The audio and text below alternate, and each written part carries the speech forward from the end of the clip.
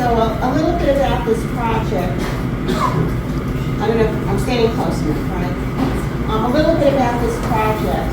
I was given a prompt in a poetry workshop to write a poem based on some kind of research. So a lot of my artwork was about politics and social history. So I came across the diary of William Byrd II. And he was the founder of the city of Richmond, Virginia. He had a tobacco plantation. He was an enslaver. And his diary fascinated me because there was absolutely no introspection, no reflection. The horrors were all around him, and he went on his merry way. So that inspired this book, and I have some of the poems are little bits of diary entries. Plantation in 1709.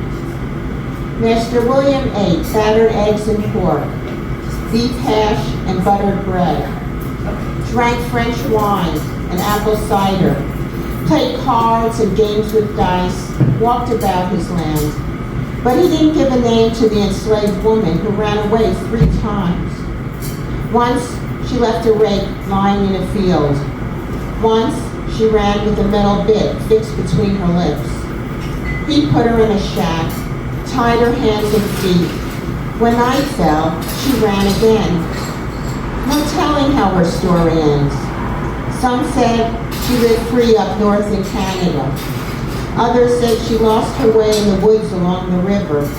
Mud became her shroud. Some said her ghost wanders between cypress trees. Master William never wrote her name.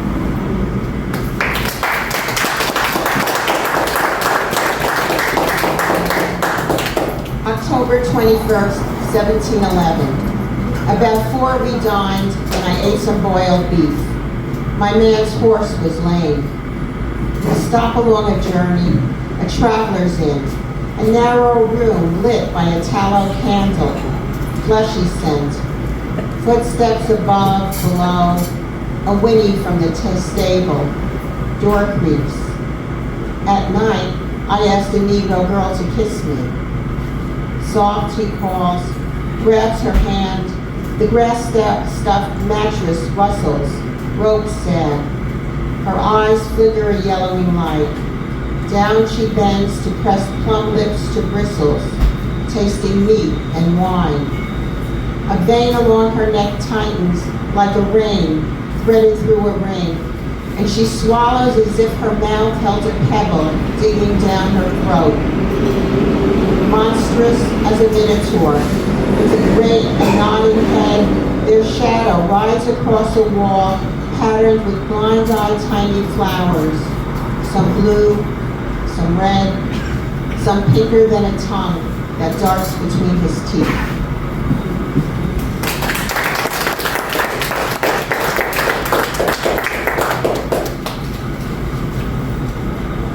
Mineral to marrow. Vitrine of muskets, pikes, 6 knives, a stained wool coat, a Confederate flag, portrait of the plantation owner in blue satin, imperious crooked arm, curled wig, opaque gaze. You can't read his expression, but move closer to find the reflection makes you part of the puzzle. Mineral to marrow, we're roped together, beyond grace, in a knot that cuts too harsh for metaphor. How did it feel to own another? The other day, a cop in Georgia said, "We only kill black people."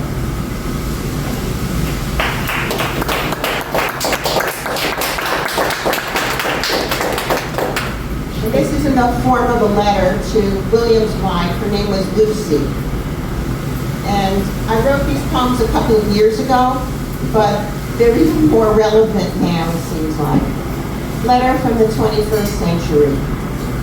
Dear Lucy, I read your husband's diary and drove to Richmond to see your portrait in the Virginia Historical Society. I don't know if it's the gulf of time between us, or social class, or different expectations, but I can't find a way past your painted visage into you, the woman. I know you were young when you married, only 19. Your prospects were diminished by your father's infidelities and his bastard child. Your marriage did not appear happy. You and William argued often. He was annoyed by your grief after your 2 young sons died, and you were clearly frustrated, easily angered. You took it out on the enslaved people in your home, had them whipped, burned one with a hot iron, hit others with whatever household item was handy. I'm 300 years away from you, and human cruelty continues. Genocides continue. Refugees are herded into camps. Groups of people are demonized. Enslavement continues in different forms, and black and brown bodies are at risk for violence every day. I don't know what I hope to discover by examining your life in Williams. A way to understand people who stand by and watch horrors unfold, people who profit from others' suffering, people mimicking cruelty because it's easy and familiar. I know your life will be short. You'll be dead of smallpox by 28, and a few months later, William will look for another wife.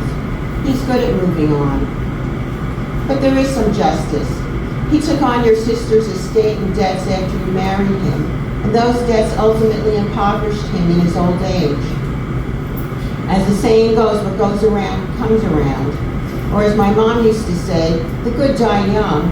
I never quite figured that one out. Although I think 28 is young to die, I can't really say you were good. I know I'm being judgmental, and who knows what generations 300 years from now will say about me and the choices I've made in my life. But what's the use of hindsight, if not to judge another's sins? Thinking about our world now makes my head pound. Your century might call that feeling heartache, or even saying their souls are suffering. But I have no name for this feeling, no words to bear this weight. Yours in disillusion and perplexity, Aileen.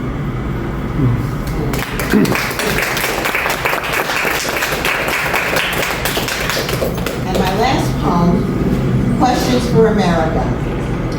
Is that you, America, in a hallway, or hurrying down subway stairs, or ambling through the dollar store, credit card in hand? Are you standing at a bus stop, pulling up beside me at a stoplight and driving off before the light turns from red to green?